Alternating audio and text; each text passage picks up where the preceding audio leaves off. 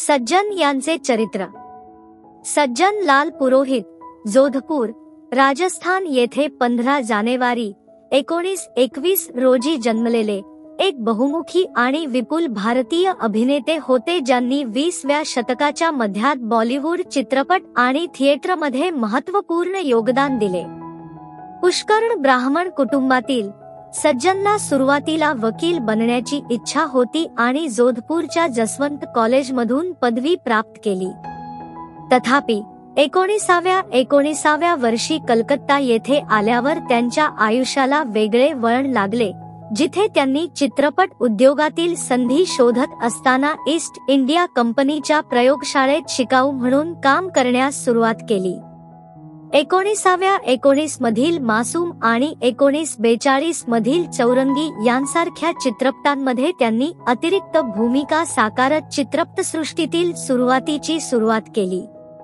दुसऱ्या महायुद्धादरम्यान सज्जन मुंबईला गेला, जिथे त्याने प्रसिद्ध दिग्दर्शक केदार शर्मा यांचे सहाय्यक म्हणून काम केले.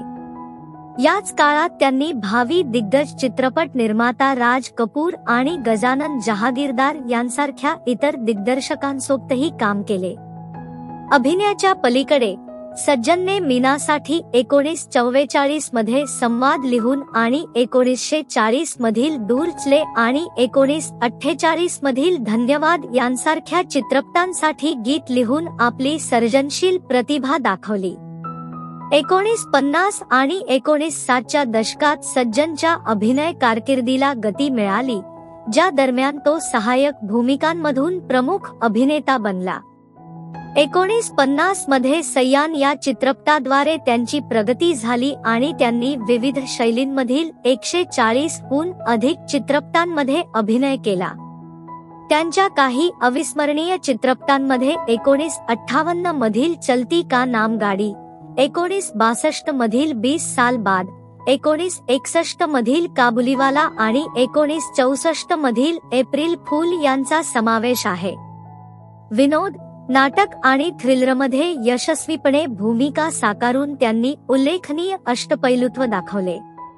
सज्जनच्या कारकिर्दीचा एक महत्त्वाचा पैलू म्हणजे पृथ्वी थिएटरमध्ये त्यांचा सहभाग होता, जिथे त्यांनी पृथ्वीराज कपूर यांच्या मार्गदर्शनाखाली काम केले.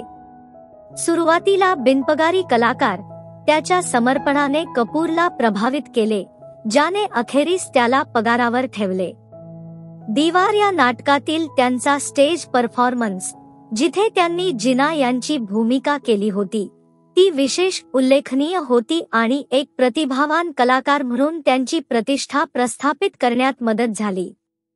त्याच्या कारकिर्दीच्या नंतरच्या टप्प्यात सज्जनने चित्रपट उद्योगात सातत्याने काम करत पात्र भूमिकांकडे कृपादृष्टी बदलली. त्यांनी टेलिव्हिजनवरही ठसा उमटवला. विशेष म्हणजे विक्रम और बेताल या लोकप्रिय मालिकेत 1985 ते 1928 या काळात बेतालची प्रतिष्ठित भूमिका साकारली.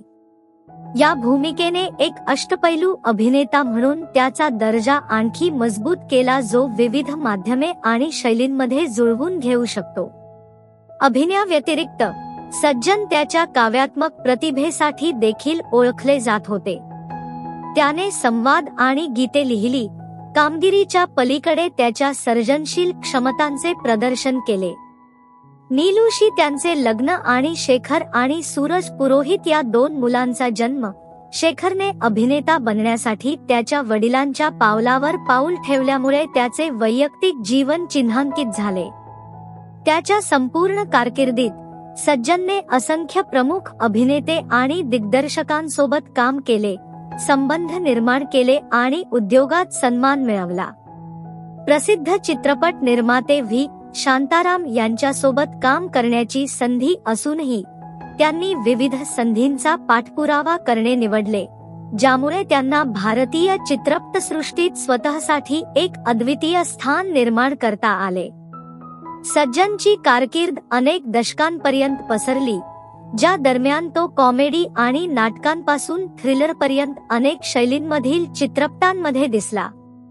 त्याच्याशी जुळवून घेण्याच्या आणि आकर्षक कामगिरीच्या क्षमतेने त्याला भारतीय चित्रपट उद्योगात एक आदरणीय व्यक्ती बनवले. 17 मे 2000 रोजी 140 हून अधिक चित्रपटांचा समृद्ध वारसा आणि भारतीय चित्रपट आणि थिएटरवर महत्त्वपूर्ण प्रभाव टाकून सज्जन यांचे मुंबईत निधन झाले. कलेतील त्यांचे योगदान केवळ अभिनयापुरते मर्यादित नव्हते. सज्जन एक बहुआयामी कलाकार होता, एक कवी, गीतकार, संवाद लेखक आणि एक अभिनेता जो मुख्य आणि पात्र भूमिकांमध्ये अखंडपणे संक्रमण करू शकतो. एका छोट्या शहरातील महत्त्वाकांक्षी वकील ते बॉलिवूडमधील प्रसिद्ध अभिनेत्यापर्यंतचा त्याचा प्रवास हा त्याच्या प्रतिभेचा, चिकाटीचा आणि परफॉर्मिंग आर्ट्सच्या आवडीचा पुरावा आहे. सज्जनचे जीवन आणि कारकीर्द कलात्मक उत्क्रांती आणि अभिनयाच्या कलेसाठी समर्पणाचा एक उल्लेखनीय प्रवास दर्शवते. जोधपूरमधील आपल्या नम्र सुरुवातीपासून ते बॉलिवूडमधील एक प्रमुख व्यक्ती बनण्यापर्यंत त्यांनी चिकाटी आणि अष्टपैलुत्वाच्या भावनेचे उदाहरण दिले, ज्याने भारतीय चित्रपटाच्या सुवर्ण युगाची व्याख्या केली. थिएटर, चित्रपट आणि टेलिव्हिजनमध्ये अखंडपणे संक्रमण करण्याच्या त्याच्या क्षमतेने केवळ त्याच्या अभिनय पराक्रमाचेच नव्हे तर वेगाने बदलणाऱ्या मनोरंजनाच्या लँडस्केपमध्ये त्याची अनुकूलता देखील दर्शविली. त्याच्या ऑनस्क्रीन कामगिरीच्या पलीकडे सज्जनचा वारसा त्याने साकारलेल्या भूमिकांद्वारे परिभाषित केला जातो. तो एक बहुआयामी कलाकार होता, एक कवी, लेखक आणि कलाकार ज्याने ख्या उत्कटतेने आणि वचनबद्धतेने आपल्या कलाकृतीकडे संपर्क साधला. त्यांचे योगदान केवळ मनोरंजनाच्या पलीकडे गेले, कारण त्यांनी 20व्या शतकाच्या मध्यभागी बदललेल्या काळात भारतीय चित्रपटाच्या कथनाला आकार देण्यास मदत केली. त्याच्या भूमिकांच्या विविधतेने, विनोदी पात्रांपासून नाटकीय कामगिरीपर्यंत, त्याच्या काळातील काही कलाकार जुळू शकतील अशी अपवादात्मक श्रेणी प्रदर्शित केली. जरी त्याने त्याच्या काही समकालीन लोकायतकी व्यापक प्रसिद्धी मिळवली नसली तरी भारतीय चित्रपटसृष्टीवर सज्जनचा प्रभाव निर्विवाद आहे. पारंपरिक रंगभूमी आणि आधुनिक चित्रपट निर्मिती यांच्यातील अंतर कमी करून बॉलिवूडचा पाया रचणाऱ्या कलाकारांच्या पिढीचे त्यांनी प्रतिनिधित्व केले. एका महत्त्वाकांक्षी वकील ते आदरणीय अभिनेत्यापर्यंतचा त्यांचा प्रवास असंख्य कलाकारांना प्रेरणा देणारा आहे, जे सर्व अडचणींविरुद्ध त्यांच्या स्वप्नांचा पाठपुरावा करण्याचे धाडस करतात. आज सज्जन केवळ एक अभिनेता म्हणून नव्हे तर भारतीय मनोरंजनाच्या समृद्ध टेपेस्ट्रीमध्ये महत्त्वपूर्ण योगदान देणारे सांस्कृतिक प्रतीक म्हणून स्मरणात आहेत. 140 हून अधिक चित्रपट आणि अनेक दूरचित्रवाणी मालिकांमध्ये पसरलेले त्यांचे कार्य त्यांच्या चिरस्थायी प्रतिभेचा आणि त्यांच्या कलेशी बांधिलकीचा पुरावा आहे. स्पॉटलाइट कदाचित नवीन पिढ्यांकडे वळला असेल तरीही त्याने जिवंत केलेली पात्रे प्रेक्षकांमध्ये गुंजत राहतात, याची खात्री करून त्याचा कलात्मक वारसा जिवंत आणि संस्मरणीय राहील.